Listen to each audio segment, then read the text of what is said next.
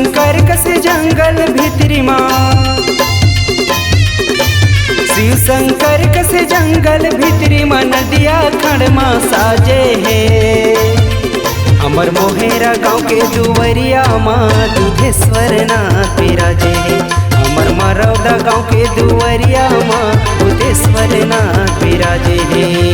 शिव शंकर कसे जंगल भितरी माँ,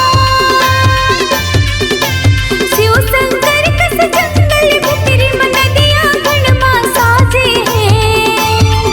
हमर मोहेरा गाँव के दुवरिया माँ दुधेश्वर नाथ विराजे है।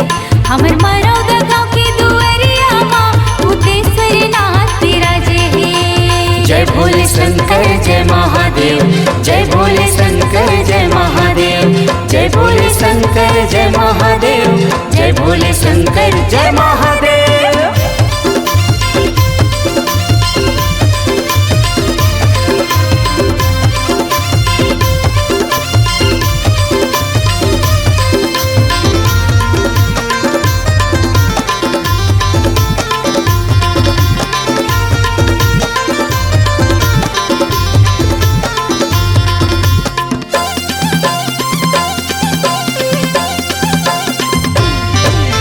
सावन महीना जम्मो कंवरिया गंगा जल चढ़ाए, गंगा जल चढ़ाए का भैया गंगा जल चढ़ाए। श्रद्धा भक्ति के फूल चढ़ावे, मन के मनौती मनावे, मन के मनौती मनावे वो दीदी मन के मनौती मनावे। सावन महीना जम्मो कंवरिया गंगा जल चढ़ाए, श्रद्धा भक्ति के फूल चढ़ावे, मन के मनौती मनावे। पूजा परहीन के देवी देवता माँ, पूजा परहीन के देवी देवता मन एक जगह सकलाए है। हमर मोहेरा गाँव के दुवरिया माँ दुधेश्वर नाथ विराजे है। हमर मरौदा गाँव के दुवरिया माँ दुधेश्वर नाथ विराजे है। जय भोले शंकर जय महादेव, जय भोले शंकर जय महादेव, जय भोले शंकर जय महादेव, जय भोले शंकर जय महादेव।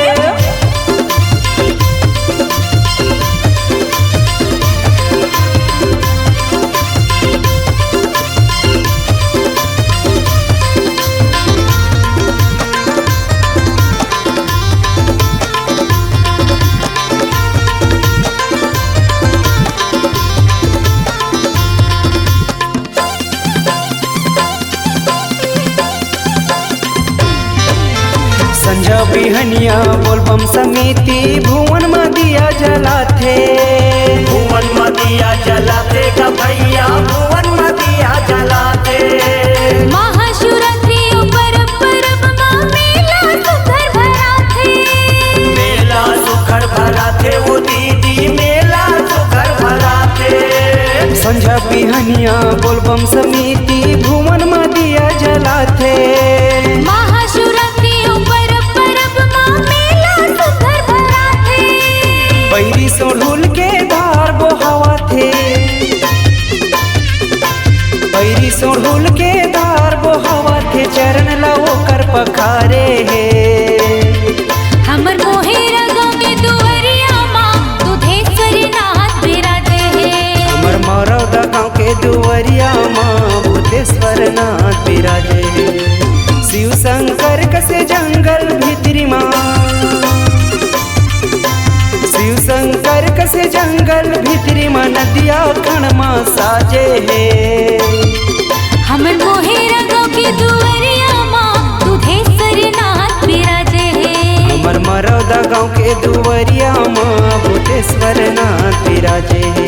हमर मोहेरा गाँव के दुवरिया माँ दुधेश्वर नाथ विराजे है। हमर मरौदा गाँव के दुवरिया माँ बुधेश्वर नाथ विराजे है।